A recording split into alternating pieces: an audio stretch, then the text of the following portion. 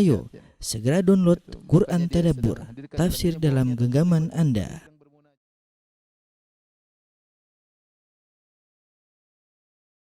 Bismillahirrahmanirrahim. Assalamualaikum warahmatullahi wabarakatuh. Alhamdulillahi ala ihsanih wa syukru lahu ala taufiqihi wa amtinanih. Wa asyhadu an la ilaha illallah wahdahu la syarika lahu ta'ziman li sya'nih. Wa asyhadu anna Muhammadan abduhu wa rasuluhu da'ila ridwanih. Allahumma salli alaihi wa ala alihi wa ashabihi wa ikhwani. Para pemirsa yang dirahmati Allah Subhanahu wa taala, kita lanjutkan pembahasan kita dari tadabbur ayat-ayat dalam surat Thaha. Dan pada kesempatan yang berbahagia ini kita akan melanjutkan pada ayat ke-99.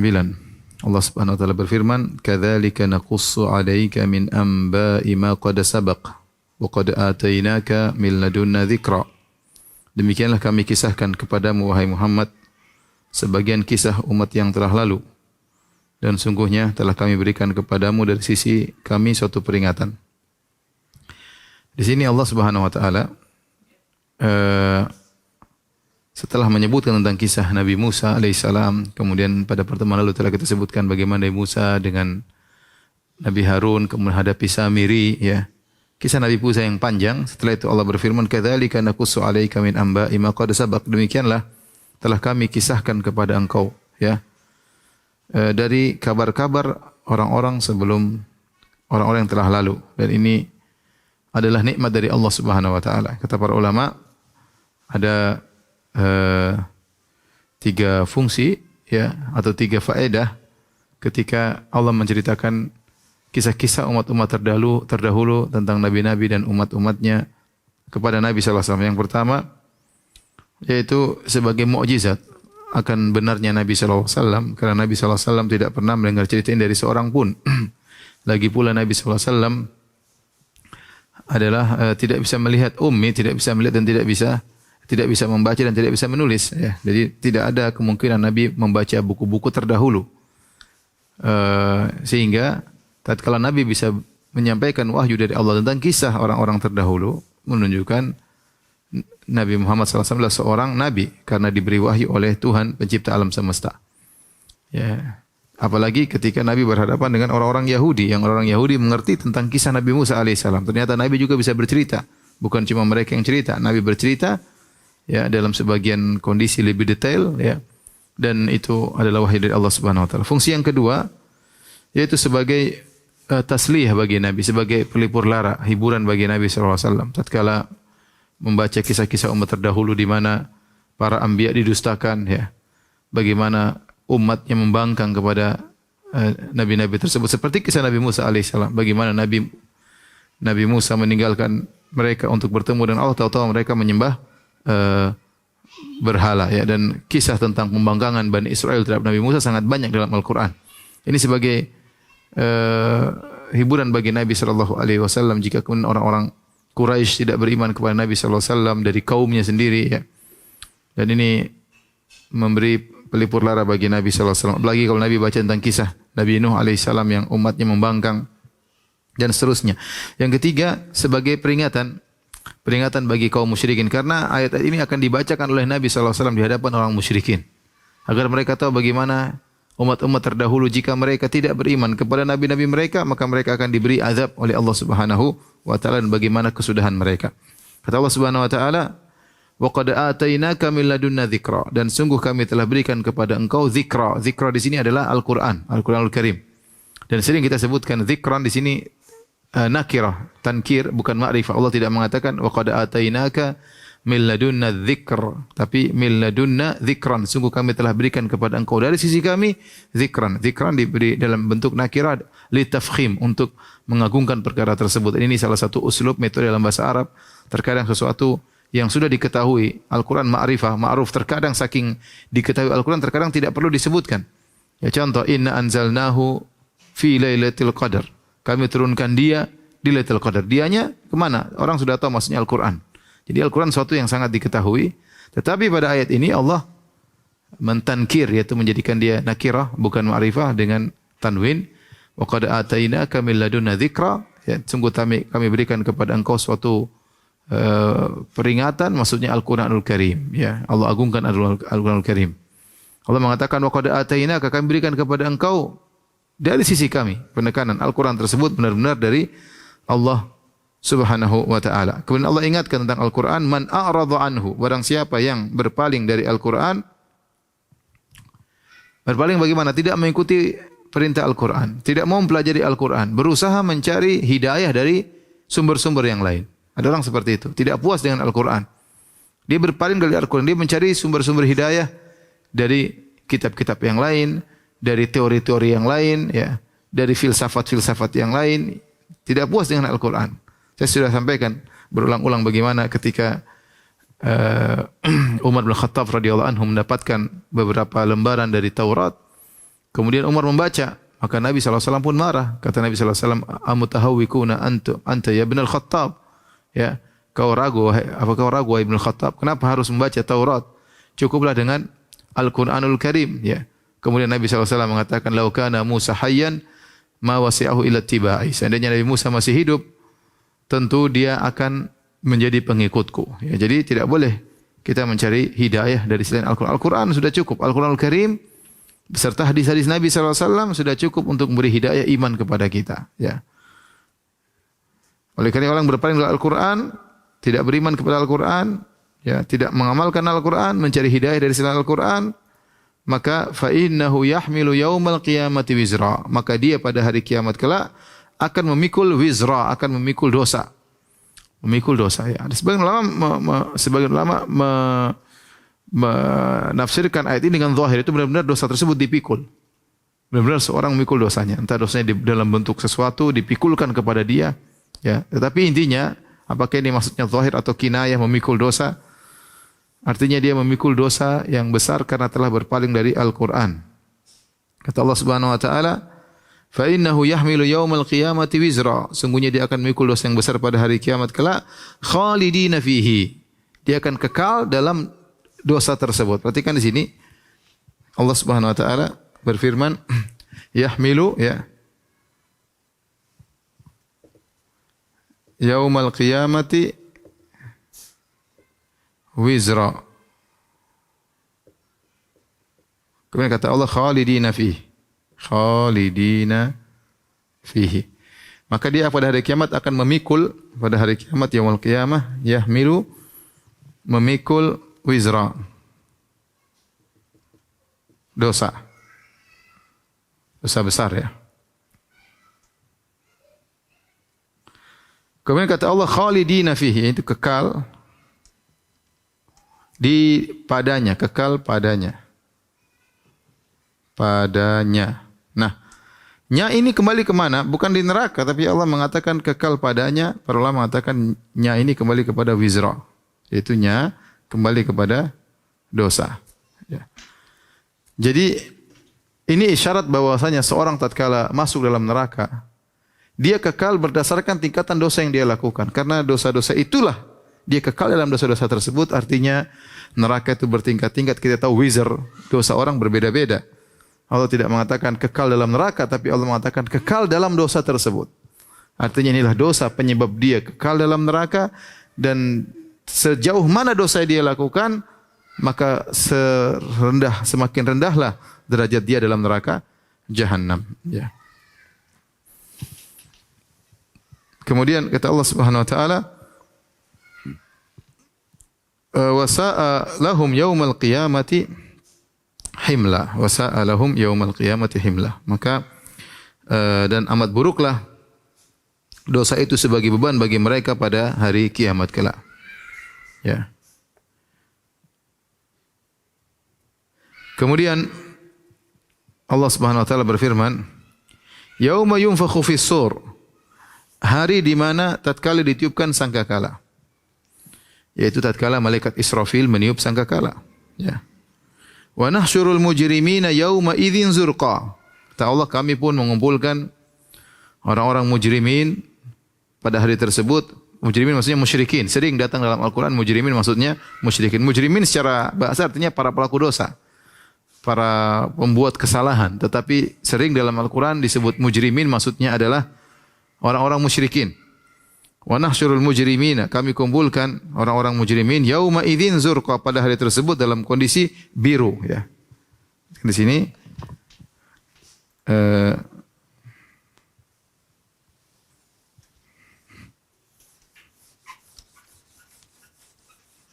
kata Allah Subhanahu wa taala, "Wa nahsyuru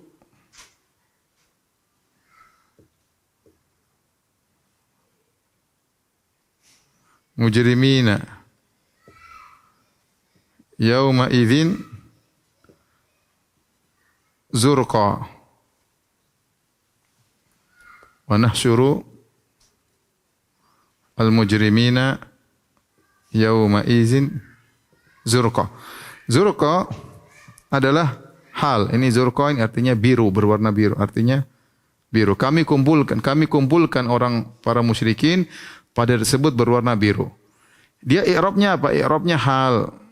Hal dari mujrimin. Dari maf'ul bih, mujrimin maf'ul bih. Ya. Kami kumpulkan mereka pada hari kiamat kelak ketika dibangkitkan di padang mahsyar dalam kondisi biru. Nah, biru di sini maksudnya apa? Biru di sini, ya. Jadi zurqa ini jamak daripada azraq, jamak dari azraq yaitu biru. Maka khilaf di kalangan para ulama, apa maksudnya biru di sini? Ada dua pendapat khilaf, ya. Ada yang mengatakan yang biru adalah mata mereka.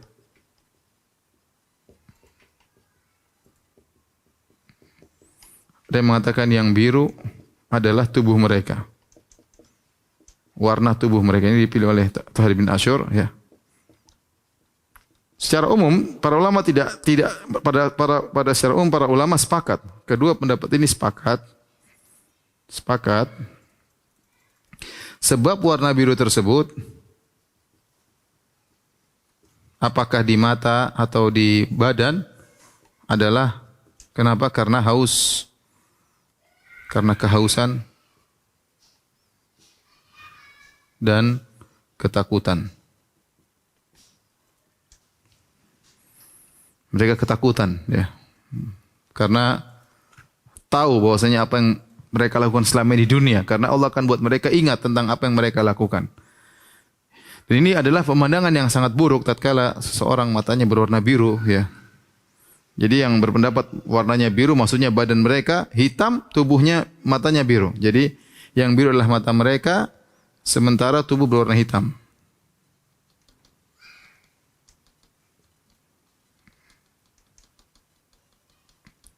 Karena Allah Subhanahu wa taala berfirman, "Yauma tabyaddu wujuhu wa taswaddu wujuh." Hari di mana wajah berwarna putih dan hari di mana wajah berwarna hitam. Jadi tubuh mereka tapi matanya biru. Ini pendapat, ya, dan ini pendapat cukup kuat untuk mengkompromikan ayat yang mengatakan wajah mereka berwarna hitam, adapun biru adalah matanya. Pendapat lain mengatakan zahirnya tubuh mereka biru, artinya kehitam-hitaman dan biru, bukan pucat, bahkan sampai biru saking ketakutan luar biasa.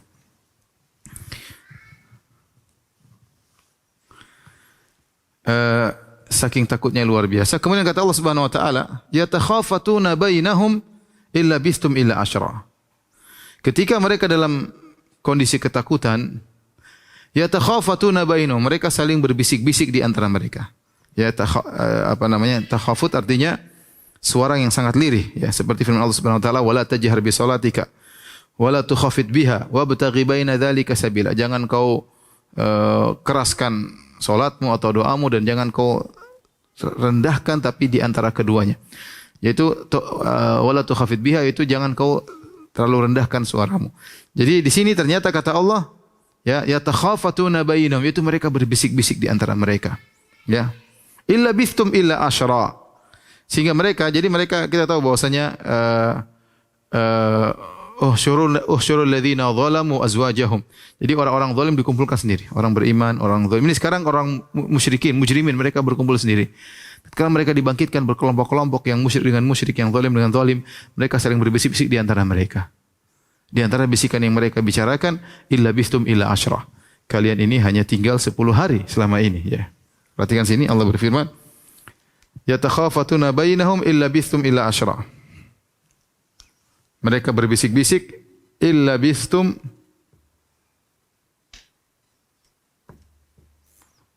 illa asyra. Mereka bisik-bisik kata mereka, kalian tidak tinggal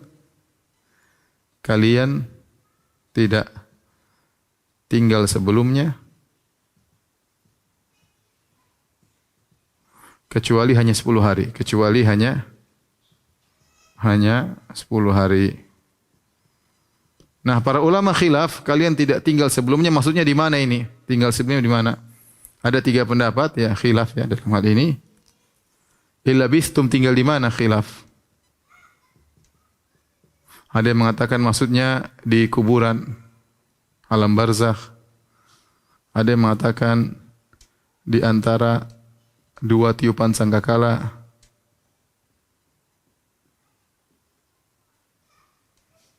Karena sangkakala ditiup 2 kali, ditiup mati, kemudian tiup kedua bangkit. Ada yang mengatakan 3 maksudnya di dunia. Kalian tidaklah tinggal di dunia kecuali hanya 10 hari. Ya. Wallahu alam, pendapat yang lebih kuat adalah ini. Jadi mereka sedang berbisik, sungguhnya kita ini tinggal di dunia cuma 10 hari. Nahnu a'lamu bima yaqulun, kata Allah, kami lebih tahu tentang apa yang mereka katakan. Bisik-bisik mereka Allah tahu, mereka dengar, tapi Allah Maha tahu segalanya. Allah tahu kondisi hari kiamat yang sangat dahsyat sehingga mereka bisik-bisik di antara mereka. Illa bistum illa asyra. Nahnu a'lamu bima yaqulun. Idh yaqulu amsaluhum tariqatan. Kata Allah, idh yaqulu amsaluhum tariqatan, ya.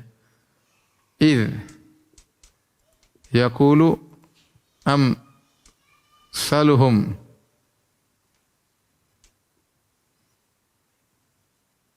tariqatan illa bistum illa yauma. In labistum illa yauma. Kata Allah, kami tahu apa yang mereka ucapkan tatkala salah seorang dari mereka yang paling pintar, yang paling bagus jalannya. Kata Allah, tatkala berkata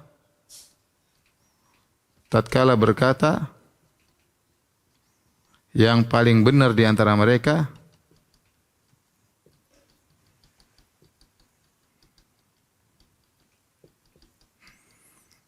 bahwasanya kalian tidak tinggal kecuali hanya sehari. Kalian tidak tinggal di dunia kecuali hanya sehari. Kecuali sehari saja. Semuanya salah tentunya. Yang bilang 10 hari di dunia juga salah. Yang bilang 1 hari di dunia juga salah. Kita tahu mereka tinggal di dunia puluhan tahun. Mereka tinggal di puluhan tahun, ada yang 60 tahun baru meninggal, ada yang 70 tahun, ada yang 100 tahun, ya orang-orang kafir 100 tahun lebih hidup mereka. Tetapi Allah ingin menggambarkan bagaimana dahsyatnya hari tersebut. Sampai-sampai mereka begitu bangun, mereka sadar ini hari yang sangat dahsyat. Jika dibandingkan dengan tinggal di dunia, mungkin kita tinggal cuma 10 hari dibandingkan dengan kehidupan akhirat yang tiada penghujungnya. Sebagian mereka berkata, tidak, di dunia itu cuma sebentar sekali. Paling cuma sehari. Dibandingkan dengan kehidupan yang akan kita hadapi di akhirat ini. Saking dahsyatnya hari kiamat. Ya. Kam labithum fil ardi adada sinin? Qalu labithna yawman aw ba'dha yawmin fas'alil 'adin. Qala illa labithtum illa qalila. Law annakum kuntum ta'lamun. Dalam surat Al-Mu'minun, ya. Mereka berkata, berapa lama kita tinggal di dunia? Sebagian mereka berkata, kita hidup di dunia cuma sehari atau setengah hari. Sebagian mereka berkata, qala illa bistum illa qalila. Kalian tinggal cuma sebentar saja. Jadi memang begitu dahsyatnya hari kiamat sehingga orang yang tinggal di dunia puluhan tahun dia merasa ini cuma sedikit jika dibandingkan dengan kehidupan akhirat. Makanya kata Allah, yang paling benar di antara 2 pendapat ini yang mengatakan hidup cuma sehari. Karena itu yang lebih menunjukkan kehidupan dunia cuma sangat sebentar. Makanya kata Allah Subhanahu wa taala alam annamal hayatud dunya laibu wa lahun, bahwasanya kehidupan dunia hanyalah permainan senda gurau. Itu cepat selesai, permainan selesai, senda gurau kemudian selesai, kemudian masuk dalam keseriusan di alam barzakh, di alam akhirat. Jadi kita hati-hati jangan sampai terpedaya hidup kita di dunia cuma sebentar, ya. Sebentar, benar kita rasakan 50 tahun, mungkin 60 tahun sebagian kita, tapi jika dibandingkan dengan akhirat maka tiada bandingannya. Seakan-akan kita hanya hidup cuma sehari saja. Sehingga Allah tatkala mengatakan idz yaqulu amsaluhum tariqatan, tatkala berkata yang paling pintar di antara mereka, yang paling benar di antara mereka, sungguhnya kalian itu hidup hanya sehari, maksudnya itulah yang lebih tepat daripada mengatakan di dunia cuma 10 hari. Karena jika dibandingkan akhirat, dunia cuma sangat-sangat sebentar.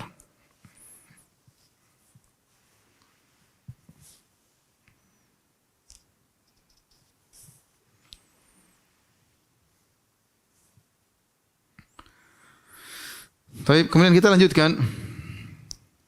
Kata Allah Subhanahu wa taala setelah itu paragraf baru, kata Allah wa yas'alunaka 'anil jibal.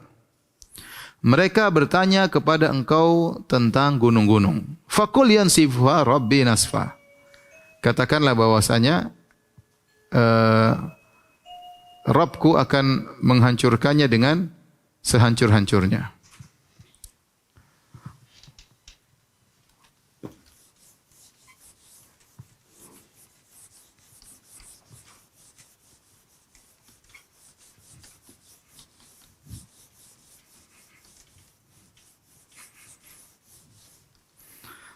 Taib, di sini Allah berfirman, "Wa yas'alunaka 'anil jibal."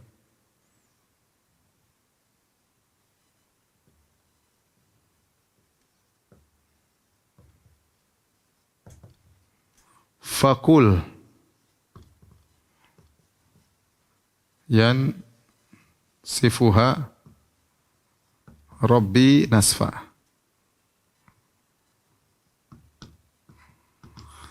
Mereka bertanya kepada engkau, ini artinya mereka bertanya kepada engkau, bertanya kepadamu. Kepadamu siapa? Kepada Muhammad, kepadamu. Pada Rasulullah SAW. Anil jibal, tentang gunung.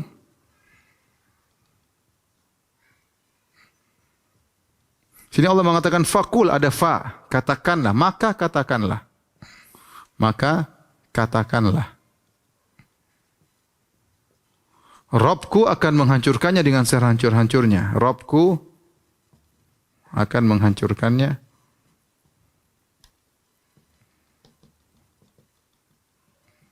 dengan sehancur-hancurnya. Taib. Perhatikan di sini. Seluruh ayat-ayat yang datang tentang yas'alunaka, dalam Al-Quran ada berapa? Ada mungkin 8 atau berapa. Yas'alunaka. Mereka bertanya kepada engkau. Yas'alunaka anil khamri wal maisir. Yas'alunaka anil ahillah. Mereka bertanya kepada engkau tentang bir dan perjudian. Mereka bertanya kepada engkau tentang hilal-hilal. Wa yas'alunaka anil yatama. Mereka bertanya kepada tentang anak, bagaimana anak yatim. Yas'alunaka madza yunfiqun. Mereka bertanya kepada engkau tentang apa yang harus mereka infakkan. Banyak. Tapi semua jawabannya selalu kul. Katakanlah, katakanlah, katakanlah. Kecuali ayat ini. Di sini ada tambahan fa. Dalam ayat ini di sini ada tambahan fa. Maka katakanlah. Apa bedanya dengan yang lainnya? Apa bedanya dengan yang lainnya? Kenapa di sini ada ma, maka fakul. Yang lainnya tidak ada fa. Para ulama mengatakan karena ayat-ayat yang sebelumnya mereka bertanya kepada aku tentang hilal, mereka bertanya kepada tentang anis syahril harami qitalin fi, tentang berperang di bulan-bulan haram. Itu semuanya sudah terjadi dan mereka bertanya kepada Nabi SAW. Adapun ini tidak, ini belum terjadi. Ya. Ini belum terjadi dan mereka bakalan tanya kepada engkau wahai Muhammad. Kalau mereka bertanya maka jawablah. Ini bertanya tentang masa depan, tentang gunung-gunung. Ini yang bertanya mereka ini siapa? Kata Allah mereka di sini maksudnya musyrikin. Musyrikin Quraisy, Arab. Kita tahu bahwasanya kalau kita pergi ke Arab, kita lihat di antara benda yang sangat kokoh adalah gunung, ya. Gunung ini benda yang sangat kokoh. Gunung, ya, benda yang besar dan kokoh, tegar. Makanya kalau ada orang hebat dibilang ada jabal, ini gunung hebat. Atau orang itu tegar setegar gunung, ya. Apalagi kalau kita perhatikan gunung-gunung di Arab sana bukan gunung-gunung seperti kita yang pasirnya bisa dicungkil. Sana gunungnya gunung batu rata-rata. Jadi keras, ya. Dan gunung-gunung ini tetap begitu saja pada posisinya. Kalau bumi mengalami perubahan, ada penggalian, ada ini, ada tambahan, pohon-pohon berubah. Gunung tidak berubah, begitu-begitu saja. Artinya, generasi kita melihat gunungnya begitu. Bapak kita dulu melihat gunung juga begitu. Mbah kita juga dulu begini. Ratusan tahun, ribuan tahun gunung batu begitu-begitu saja. Sehingga Allah sering mendatangkan permisalan tentang gunung, karena gunung itu tidak akan berubah. Tapi pada hari kiamat yang kokoh begitu akan berubah. Maka orang-orang musyrikin bertanya kepada Nabi dalam rangka apa? Untuk memustahilkan terjadinya hari kiamat. Seakan-akan waktu Nabi menjelaskan tentang akan datang hari kiamat, hancur semuanya, mereka mengatakan, terus gunung bagaimana? Emang gunung akan hancur? Seakan-akan mereka memustahilkan hal tersebut. Sehingga Allah berkata, wa yas'alunaka 'anil jibal. Artinya apa? Mereka kaum musyrikin bertanya kepada tentang gunung. Seakan-akan terus gimana mau hari kiamat sementara gunung begitu kokoh? Maka jawablah fakul, katakanlah. Artinya mereka bakalan bertanya kepada engkau. Fakul, katakanlah, yansifuha rabbi nasfa. Gunung tersebut akan dihancurkan dengan sehancurnya. Apa itu nasf? Kata ulama maksudnya dalam buku tafsir nasfan maksudnya Allah cungkil dari tanah, karena kita tahu gunung itu pasaknya di dalam, menjulang ke dalam, dicungkil oleh Allah, kemudian dibawa ke udara, diterbangkan, kemudian ditabrakan dan dihancurkan, kemudian mengalir seperti debu-debu, hancur lebur. Ya. Dia begitu berat, tebal, tapi begitu besar, tapi berjalan seperti kal ihnil manfus. Wa takunul jibalu kal ihnil manfus. Seperti apa? Seperti buluh yang ditiup angin. Tidak bisa terbang di udara seperti buluh yang ditiup angin. Kemudian tiba-tiba Allah hancurkan. Ya. Ya. Wa bussatil jibalu bassa, tatkala gunung dihancurkan. Inilah. Ya, wa yas'alunaka al-jibal faqul yansifuha rabbi nasfa. Kata Allah kemudian fayadharuha qa'an safsafa.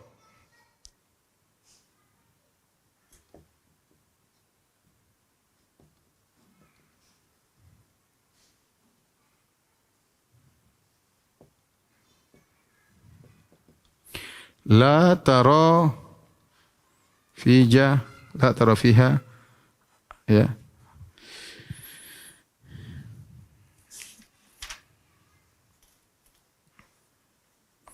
Aywajan wala amta ya. Aywajan wala amta.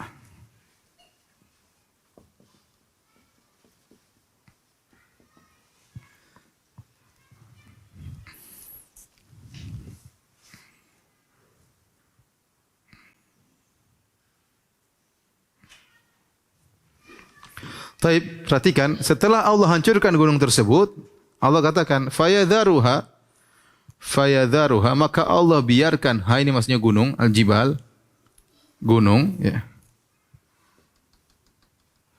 Bekas gunung hancur tersebut qa'an itu datar, ya. Datar, tanah yang datar, sof-sofan, itu tidak ada tumbuhannya sama sekali.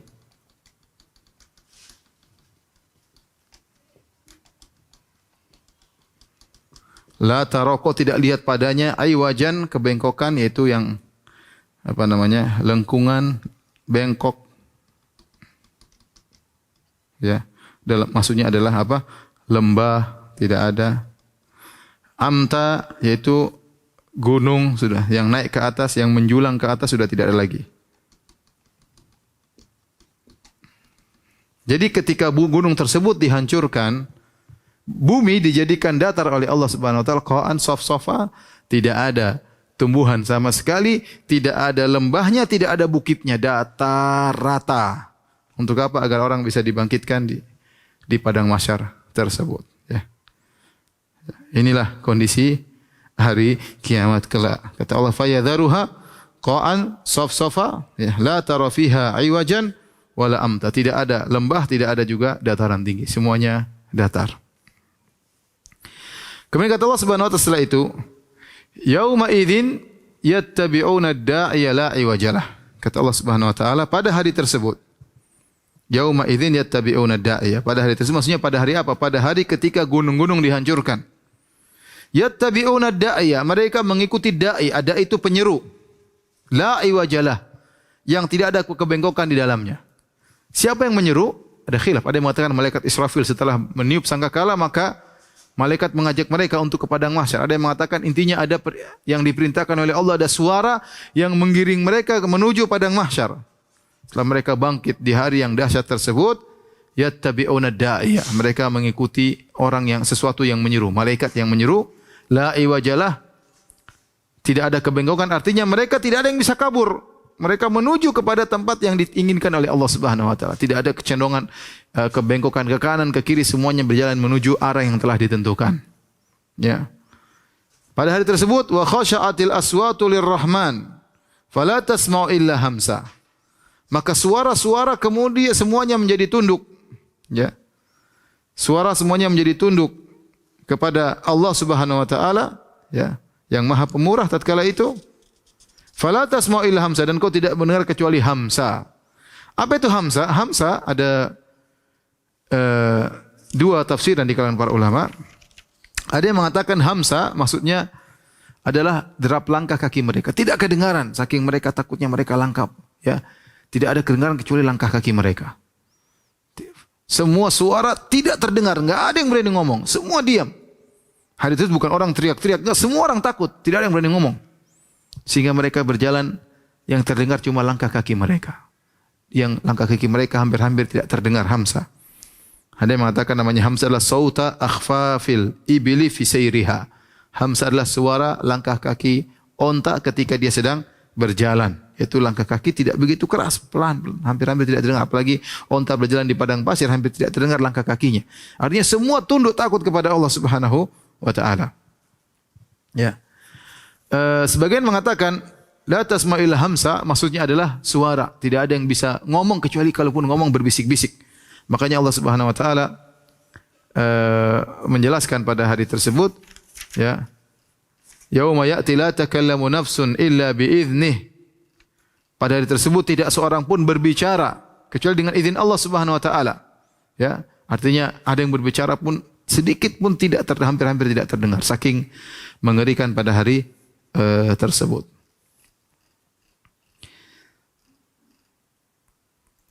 Jadi hanya sekedar menggerakkan dua bibir, hampir-hampir tidak terdengar suara. Semua wajah tertunduk, semuanya melihat kondisi yang sangat agung tersebut. Baik orang-orang kaya, orang-orang miskin, laki-laki maupun perempuan, apakah orang merdeka, apakah budak-budak, apakah para raja, ataukah rakyat jelata, semuanya diam, enggak ada yang berani ngomong. Mau jenderal, mau presiden, mau raja, ya, mau panglima, semuanya tidak ada yang berani ngomong pada hari tersebut. Semua tunduk pandangan mereka. Tidak ada yang sok ngomong. Sekarang semua orang pandai ngomong, semua orang pandai berbicara, semua orang pandai menyuarakan, semua orang pandai untuk berkomentar. Pada hari tersebut semuanya diam. Enggak ada yang berani bicara. Semua, mau raja, mau panglima, mau bodyguard, mau siapapun. Ya. Kenapa? Mereka bingung apa yang akan mereka lakukan. Dikumpulkan di tempat yang sangat mengerikan tersebut. Apa yang akan menimpa mereka, apa yang akan mereka alami, sementara masing-masing sudah ingat dengan apa yang mereka lakukan. Likulli imri'in minhum yawma idzin sya'nu yughni. Setiap masing-masing di antara mereka sibuk dengan urusannya masing-masing. Hari tersebut yauma yafirul mar'u min akhihi, orang akan lari dari saudaranya, wa ummihi wa abihi, akan lari dari bapaknya, dari ibunya, wa sahibati wa bani, akan lari dari istrinya dan anak-anaknya. Masing-masing akan sibuk dengan urusannya. Ya, yang berhukum tatkala itu cuma Allah Subhanahu wa taala. Allah akan beri balasan kepada orang berbuat baik dengan kebaikan, dan Allah akan beri balasan kepada orang yang buruk dengan keburukan. Saya bacakan pernyataan Syekh Abdurrahman bin Nasir As-Sa'di tatkala menafsirkan ayat ini dengan sikap berhusnudzon kepada Rabbul Alamin di hari yang dahsyat tersebut. Apa kata Syekh Abdurrahman bin Nasir As-Sa'di, gurunya Syekh Utsaimin, dalam kitabnya Tafsir As-Sa'di atau Taisir Karimur Rahman? Beliau berkata, wal amalu birrabbil karim ar-rahmanir rahim, yang merupakan harapan, ya, harapan dari Allah Subhanahu wa taala, ya, yang maha baik, yang maha pengasih lagi maha penyayang. An yaral khalaiqa minhu minal fadli, an yaral khalaiqu minhu minal fadli wal ihsan, agar hamba-hambanya tatkala itu melihat karunia Allah dan kebaikan Allah. Wal afwa was safha, agar Allah memaafkan dan Allah, ya, mengampunkan. Wal ghufran ma la tu'abbiru anhu al-alsinah, yang lisan-lisan tidak mampu untuk mengungkapkannya. Wala tatasawwaruhu al-afkar, dan pikiran tidak bisa menghayalkannya. Wa idza talla'u li rahmatihi idzaka jami'ul khalqi lima yushahidunahu, dan semua orang berharap tentang rahmat Allah pada hari tersebut. seluruh makhluk.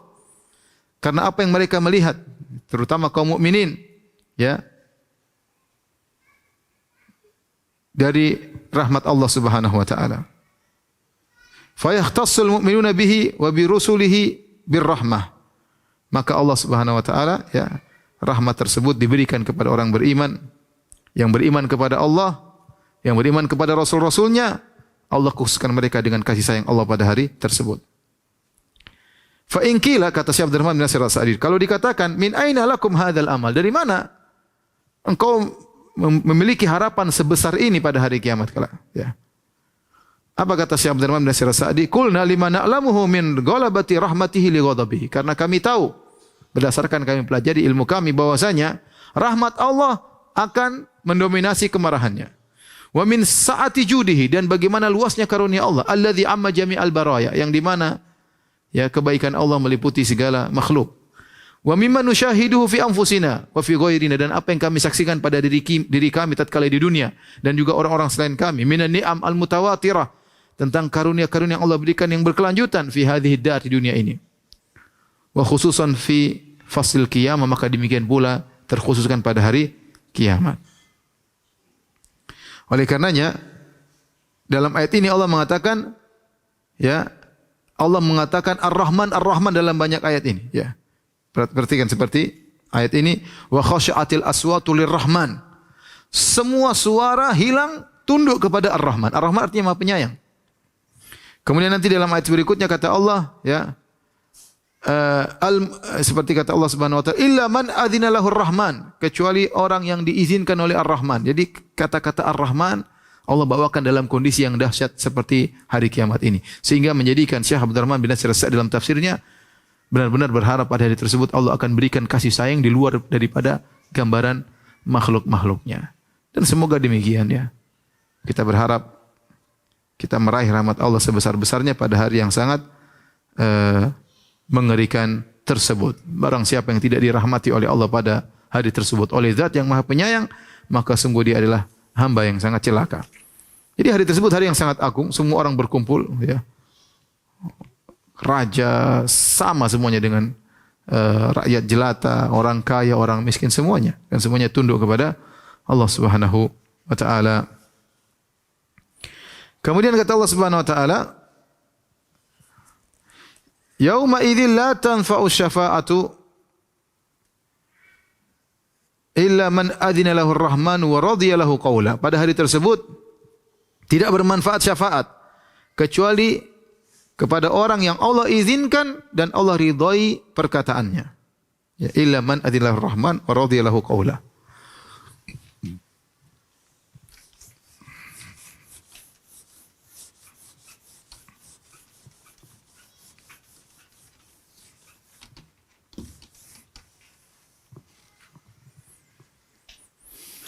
Jadi di sini Allah Subhanahu wa taala berfirman, la tanfa'u syafa'ah, syafaat tidak bermanfaat illa man adzina lahur rahman wa radiya lahu qawla. Kata Allah, syafaat tidak bermanfaat kecuali orang yang Allah izinkan, Ar-Rahman, wa radiya lahu qawla. Syafaat tidak bermanfaat kecuali kepada yang diizinkan Allah untuk memberi syafaat. Wa radiya lahu qawla, dan diridhoi perkataannya oleh Allah, diridhoi perkataannya oleh Allah, oleh Ar-Rahman, yaitu Allah. Nah, siapa yang dimaksud dengan yang Allah izinkan dan Allah ridhoi? Maka di sini ada khilaf di kalangan para ulama. 3 pendapat, ada khilaf. Sebenarnya khilaf ini tidak begitu penting karena saling berkonsekuensi kan. Yang pertama, yang dimaksud yang diizinkan dan diridhoi adalah asy-syafi', pemberi syafaat. Kita tahu tidak semua orang memberi syafaat kecuali yang Allah izinkan dan Allah ridhoi perkataannya. Ini pendapat pertama. Pendapat kedua, yang dimaksud adalah yang diizinkan adalah asy-syafi', pemberi syafaat,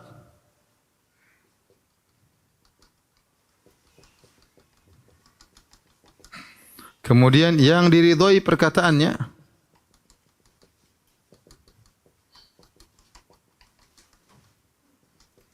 adalah al-masyfu' lahu, yang diberi syafaat.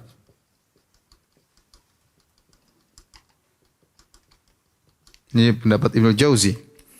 Yang ketiga, pendapat yang ketiga ada khilaf. Ini pendapat pertama, pendapat kedua, pendapat ketiga. Yang diizinkan dan diridhoi sebagai syarat dapat syafaat adalah kedua-duanya. Keduanya. Yaitu asy-syafi' dan al-masyfu' lahu.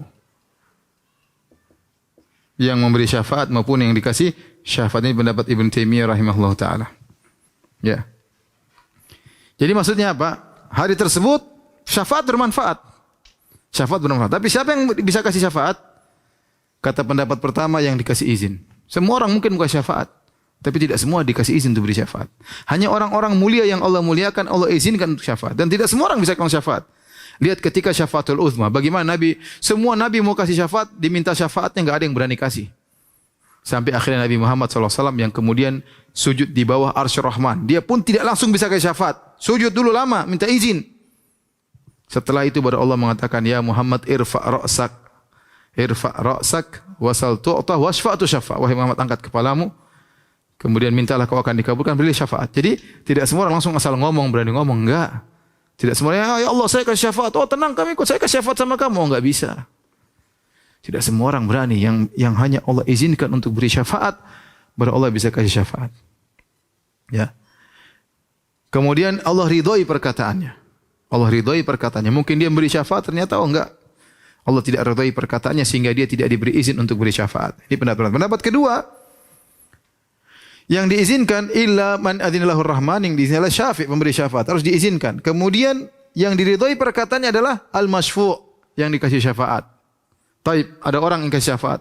Ya Allah, saya ingin beri syafaat si fulan, dia ayah saya, dia adik saya, dia kawan saya. Kata Allah, enggak. Allah tidak ridho dengan perkataannya. Mungkin dia pelaku maksiat, mungkin dia pelaku kesyirikan, mungkin dia enggak. Allah tidak ridho. Jadi ini memberikan syafaat, silakan kasih syafaat. Ternyata memberi syafaat, oh tidak diridhoi oleh Allah. Jadi dua-dua harus, yang beri syafaat dikasih izin, yang mau dikasih syafaat harus diridhoi perkataannya oleh Allah Subhanahu wa taala. Ini pendapat kedua. Pendapat ketiga, dua-duanya, baik pemberi syafaat harus diizinkan dan juga diridhoi, dan yang diberi syafaat juga harus diizinkan dan diridhoi. Ya, karena ayat ini umum, illa man adzina lahu rahman wa radiya lahu qaula, yang diizinkan oleh Allah, diridhoi oleh Allah Subhanahu wa taala perkataannya. Ya, sebenarnya mengatakan di sini qaulan. Ya, qaulan sini artinya satu perkataan. Artinya apa? Orang ini dia memiliki banyak perkataan. Ada perkataan yang Allah ridhoi, satu perkataan yang Allah izinkan dia untuk diberi syafaat. Itu mungkin keikhlasan dalam mengucapkan la ilaha illallah. Tidak semua perkataan yang Allah ridhoi. Wa radhiyalahu qaulan. Ada perkataan yang dia ucapkan yang Allah ridhoi. Kata sebagian ulama maksudnya la ilaha illallah.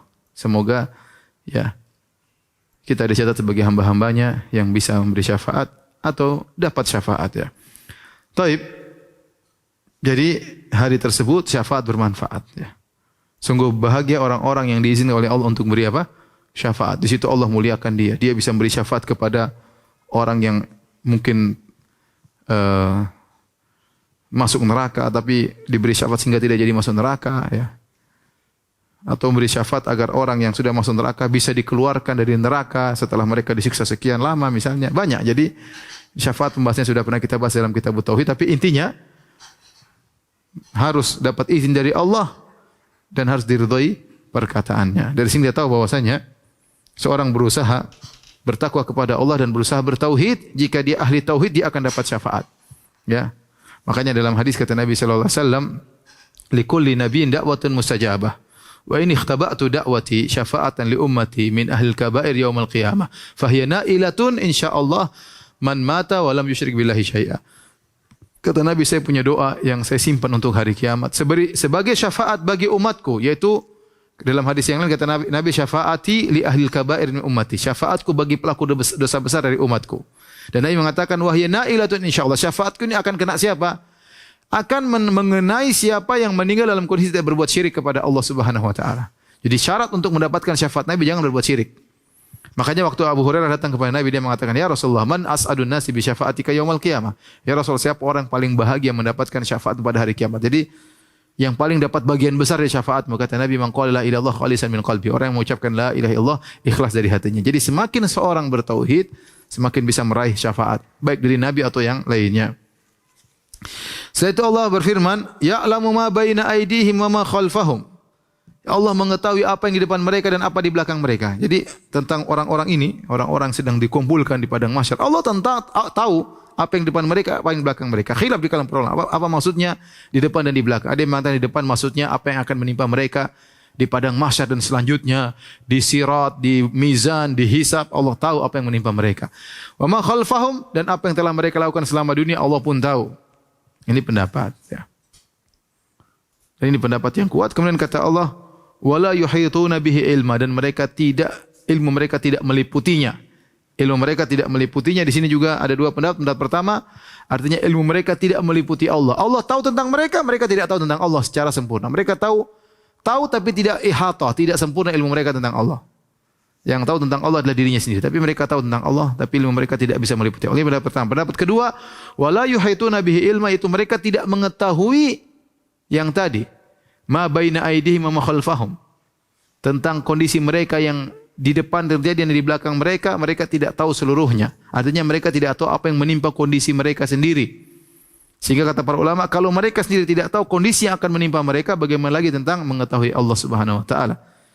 Ini menunjukkan Allah Subhanahu wa taala Maha sempurna. Seorang tidak akan mengetahui kesempurnaan Allah kecuali dirinya sendiri. Setelah itu Allah berfirman, wa anatil wujuhu lil hayyil qayyum. Dan tunduklah semua muka dengan berendah diri kepada Tuhan yang Maha Hidup, Al-Hayyu Al-Qayyum. Al-Hayyu adalah yang Maha Hidup, yang kehidupan Allah tidak didahului dengan kematian dan ketiadaan, beda dengan seluruh makhluk. Makhluk dulu tidak ada, kemudian menjadi ada. Adapun Allah Subhanahu wa taala Maha Hidup, sejak azali sudah hidup dan akan kekal selama-lamanya. Kemudian kata Allah Al-Qayyum. Al-Qayyum maknanya di antara nama Allah adalah Al-Qayyum. Seorang boleh menamakan anaknya Abdul Qayyum. Al-Qayyum artinya Al-Qaim binafsihi, yaitu dia tegak sendiri, tidak perlu membutuhkan bantuan orang lain. Ya Al-Qayyum, maka disebut As-Samad. Kemudian Al-Qayyum, Al-Qaim binafsihi, Al-Muqim li ghairihi, yang menghidupkan atau menegakkan yang lainnya. Selain Allah tidak bisa tegak kecuali dengan bantuan Allah Subhanahu wa taala, siapapun. Itu namanya Al-Qayyum, yaitu Al-Qaim binafsihi, Al-Muqim li ghairihi, yang dia tegak dengan sendiri dan dia menegakkan yang lainnya. Semua selain Allah diatur dan diurus oleh Allah Subhanahu wa taala. Kata Allah, wa anatil wujuh lil hayyil qayyum, maka wajah-wajah pada hari tersebut semuanya merendah kepada Zat yang Maha Hidup, ya. Wa qad khaba man hamala zulma, sungguh celaka orang yang memikul kezaliman, ya. Mengerikan. Allah khususkan tentang kezaliman. Secara umum orang yang memikul dosa pada hari tersebut, maka dia celaka. Bagaimana lagi dia memikul kezaliman kepada orang lain? Lebih mengerikan pada hari tersebut.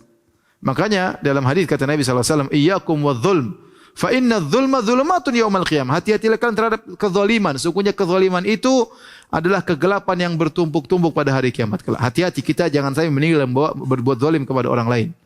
Ingat kata Nabi SAW, inna dima'akum wa amwalakum wa aradakum haramun alaikum. Sungguhnya darah kalian haram, jangan sampai kalian tumpahkan darah orang lain. Wa amwalakum, harta kalian haram, jangan sampai kalian memakan harta orang lain. Wa aradakum, dan harga diri kalian haram, jangan sampai kalian menjatuhkan harga diri orang lain tanpa hak, tidak boleh. Ya. Merendahkan, menghina, menjatuhkan, tidak boleh. Ini semua kezaliman. Ya. Jangan sampai seorang pada hari kiamat dibangkitkan dalam kondisi, ya, hamala zulman, memikul kezaliman, mengerikan. Karena kalau seorang berbuat zalim akan disidang oleh Allah Subhanahu wa taala. Kata Nabi sallallahu alaihi wasallam, la tu'addunnal huquqa ila ahliha yaumal qiyamati hatta yuqada lisyaltil jalha minasyaltil qarna. Sungguh kalian akan mengembalikan hak-hak kepada pemiliknya pada hari kiamat kelak.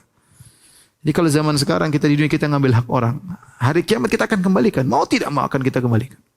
Kita kembalikan dengan pahala kita. Ya. Kalau kita dizalimi, jangan khawatir. Harta kita diambil, harga diri kita dijatuhkan. Tidak ada masalah. Hari kiamat akan kembali. Allah yang sudah jamin. Sampai Nabi mengatakan, hatta yuqada li syaltil jalha min syaltil qarna. Sampai kambing yang tidak bertanduk ketika di dunia ditanduk oleh kambing yang bertanduk, dia akan mengambil haknya dari kambing yang bertanduk. Kalau hewan saja akan mengambil haknya, apalagi manusia. Makanya mengerikan, jangan sampai berbuat kezaliman. Terutama kezaliman a'dhamu dzulm adalah syirik, adalah berbuat syirik kepada Allah. Sungguh celaka orang memikul kesyirikan pada hari kiamat kelak. Kemudian kata Allah, "Wa may ya'mal minas salihati wa huwa mu'min." Perhatikan ayat ini.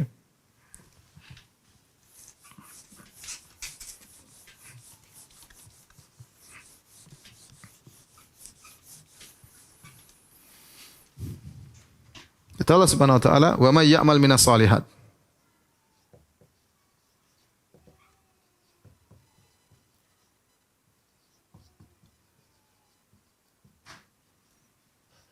Fala yakhafu zulman wala hadman.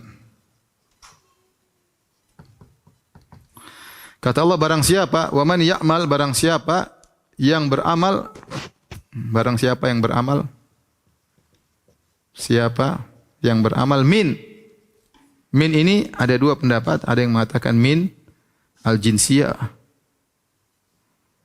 ada yang mengatakan min at-tab'idiyah, li tab'id. Apa maksudnya min al-jinsiyah? Maksudnya barang siapa yang, kalau kita artikan, yang melakukan amal soleh, melakukan jenis amal soleh.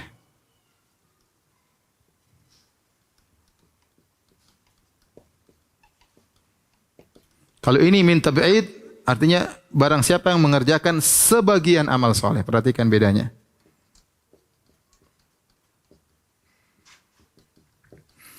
Sebagian ulama mengkuatkan makna ini, sebagian. Ini lebih kuat, sebagian. Kalau ini jelas barang siapa beramal soleh, semua orang tahu. Barang siapa beramal soleh dan dia beriman, maka tidak perlu takut dizalimi dan tidak perlu takut dikurangi pahalanya. Tapi sebagian ulama berpendapat min di sini masih li tab'id. Kenapa li tab'id? Artinya barang siapa mengamalkan sebagian amal soleh. Kenapa kata para ulama? Karena tidak ada yang mampu mengerjakan seluruh amal soleh yang diperintahkan oleh Allah. Tidak semua orang mau meninggalkan seluruh larangan Allah. Tidak semua orang mampu menjalankan seluruh perintah Allah. Maka jika dia mengerjakan sebagian amal soleh yang membuat Allah ridha, tidak semuanya.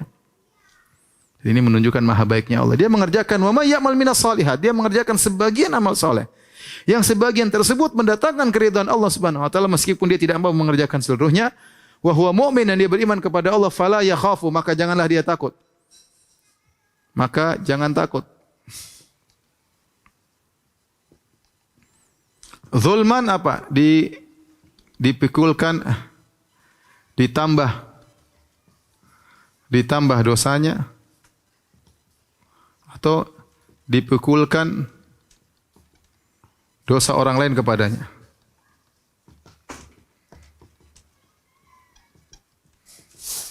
Hatman, dikurangi pahalanya. Jadi kata Allah, barang siapa beramal dari amal soleh dan dia beriman, maka tidak perlu khawatir. Jangan takut dia ditambah dosanya padahal dia tidak melakukan. Atau dipukulkan dosa orang lain kepada dia padahal dia tidak melakukan.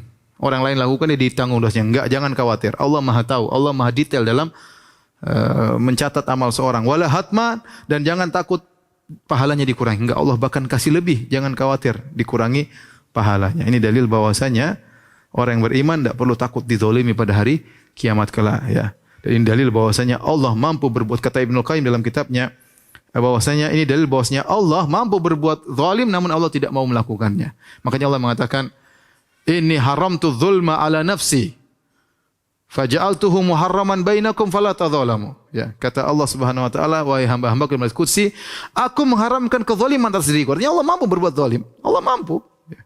Tidak usah Allah, kita saja mau berbuat zalim, tapi Allah mampu dan dia maha kuasa, namun dia tidak mau melakukannya dan dia haram atas dirinya. Ya. Fala tadzalamu, maka janganlah kalian saling menzalimi, ya. Maka pada hari kiamat kelak menunjukkan Allah mampu berbuat zalim tapi Allah tidak akan berbuat zalim.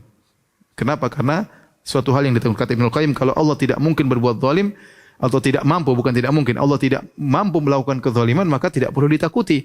Yang perlu ditakuti itu Allah mampu melakukannya. Namun ternyata Allah tidak melakukannya. Ya.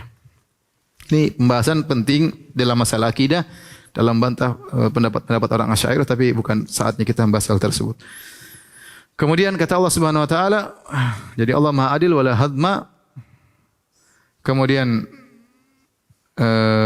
kata Allah Subhanahu wa taala, "Wa kadzalika anzalnahu Qur'anan Arabiyyan." Maka demikianlah kami turunkan Al-Qur'an dalam berbahasa Arab, yaitu agar kalian bisa memahami dengan baik. Wa sarrafna fihi minal wa'id. Dan kami terangkan dengan berulang-ulang tentang masalah ancaman. La'allahum yattaqun, kepada mereka agar mereka bertakwa, au yuhditsu lahum dzikra, atau Al-Qur'an menimbulkan pengajaran bagi mereka. Di sini ada perkataan dari Syekh Sa'di yang sangat indah tentang hal ini.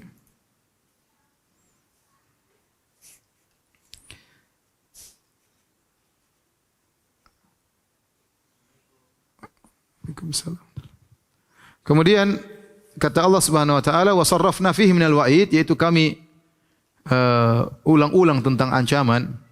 Kata Syekh Sa'di, ay nawwa'naha anwa'an katsira. Kami memvariasi atau menyebutkan ancaman dalam bentuk yang banyak. Terkadang ya dengan menyebut nama-nama Allah yang menunjukkan Allah bisa mengazab, dan Allah Maha Adil, Allah bisa mengazab agar orang takut. Terkadang dalam Al-Qur'an Allah sebutkan. Jadi model-model ancaman yang Allah sebutkan dalam Al-Qur'an banyak agar orang mengambil peringatan. Terkadang Allah menyebutkan tentang musibah-musibah allati ahallaha bil umam, yang menimpa umat-umat sebelumnya. Ya, agar umat-umat yang datang setelahnya mengambil pelajaran dari musibah yang menimpa umat-umat sebelumnya. Ya. Kemudian juga di antaranya Allah menyebut tentang dahsyatnya hari kiamat agar kita jadi takut. Di antaranya ya Allah menyebut tentang neraka jahanam dengan berbagai macam azab yang Allah siapkan neraka jahanam. Ya. Ini semua agar la'allahum yattaqun, agar mereka bertakwa, meninggalkan maksiat dan meninggalkan dosa-dosa. Au yuhditsu lahum dzikra, dan setelah mereka melihat berbagai macam ancaman yang Allah sebutkan dalam Al-Qur'an, Al-Qur'an tersebut yuhditsu lahum dzikra, menjadikan mereka menjalankan ketaatan, ya. Menjadikan mereka melakukan kurubat, hal-hal yang mendekatkan diri mereka kepada Allah Subhanahu wa taala. Artinya yuhditsu lahum dzikra ay yunshi'ul Qur'ana dzikran lahum, yaitu Al-Qur'an memunculkan bagi mereka ya ketaatan kepada Allah Subhanahu wa taala, dan ini pentingnya peringatan-peringatan. Kemudian kata Allah Subhanahu wa taala setelah itu, fata'ala Allahu al-malikul haq, ya.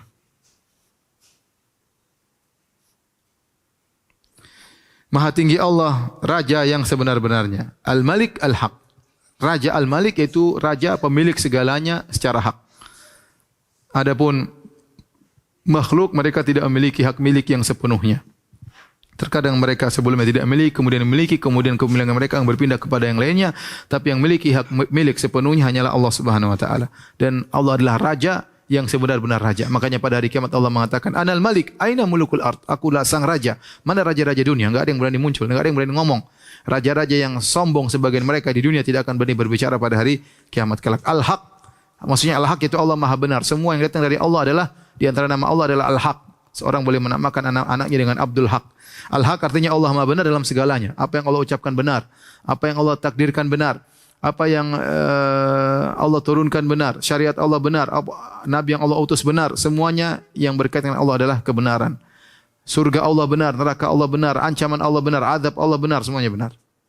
Kemudian kata Allah, wala ta'jal bil Qur'ani min qabli ayyuqda ilaika wahyu. Kata Allah, janganlah engkau tergesa-gesa membaca Al-Qur'an sebelum disempurnakan wahyunya kepadamu, wahai Muhammad. Jangan tergesa-gesa, tunggu ya sampai selesai diwahyukan kepadamu. Ayat ini berkaitan dengan surat Al-Qiyamah yang di mana Allah mengatakan la tuharrik bihi lisanaka lita'jala bih. Jadi kenapa dulu waktu malaikat Jibril menurunkan wahyu, Nabi takut Nabi lupa, maka Jibril lagi ngomong, Nabi juga ikut ngomong. Ikut mengikuti perkataan Jibril. Supaya apa? Supaya Nabi hafal. Kalau Jibril pergi alaihissalam, Nabi sudah hafal. Maka Allah tegur, enggak perlu diikuti. Inna alaina jam'ahu wa Qur'ana.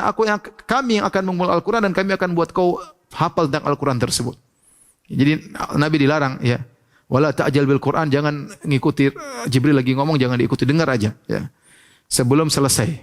Kemudian Allah tutup firman-Nya wa qur rabbi zidni ilma, dan katakanlah wahai Muhammad, ya Rabbku tambahkanlah bagiku ilmu ya. Sungguh ini adalah kemuliaan bagi ilmu. Seakan-akan Allah Subhanahu wa taala menegur Nabi dengan cara lembut. Allah tahu Nabi ketika malaikat Jibril mendiktekan wahyu Allah, Nabi mengikuti dengan lisannya karena semangat Nabi menuntut ilmu. Tapi cara yang salah. Maka Allah tegur, jangan begitu.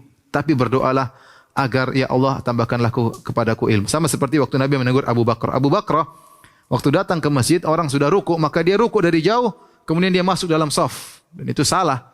Tapi Nabi mengatakan, setelah itu Nabi tegur dia, kata Nabi, zadakallahu hirsan wala ta'ud. Semoga Allah menambahkan engkau semangat, tapi jangan ulangi lagi, cara seperti itu salah. Sama seperti ini, Allah menegur Nabi, jangan kau seperti itu, tapi mintalah ilmu dari Allah Subhanahu wa taala. Setelah itu Nabi berdoa dalam doa-doanya, di antaranya, Allah manfa'ni bima 'allamtani wa 'allimni ma yanfa'uni wa zidni ilma. Ya Allah, jadikanlah ilmu yang kau ajarkan kepadaku bermanfaat, ya. Wanfa'ni bima 'allamtani wa 'allimni ma yanfa'uni, dan ajarkanlah kepadaku ilmu yang bermanfaat, wa zidni ilma, dan tambahkanlah aku ilmu. Demikian setiap subuh setelah salat salam dari salat subuh Nabi berdoa, Allahumma nas'aluka ilman nafi'an wa rizqan thayyiban wa amalan mutaqabbalan. Ya Allah, aku mohon kepada Engkau ilmu yang bermanfaat. Dan tidak Nabi pernah diminta untuk meminta sesuatu tambahan kecuali ilmu. Ya, Nabi tidak pernah minta sesuatu tambahan, diperintahkan oleh Allah untuk minta sesuatu tambahan kecuali tambahan ilmu. Dalam Al-Qur'an itu wa qur rabbi zidni ilma. Ya Rabbku, tambahkanlah bagiku ilmu. Demikianlah para muslim yang dirahmati Allah Subhanahu wa taala. Insyaallah besok kita lanjutkan yang tersisa dari surat Thaha. Semoga di hari-hari ini kita bisa mentadabburi Al-Qur'an dan berusaha memahami Al-Qur'an agar kita bisa amalkan dalam kehidupan kita sehari-hari. Subhanakallah bihamdika asyhadu an la ilaha illa anta astaghfiruka wa atubu ilaik. Assalamualaikum warahmatullahi wabarakatuh.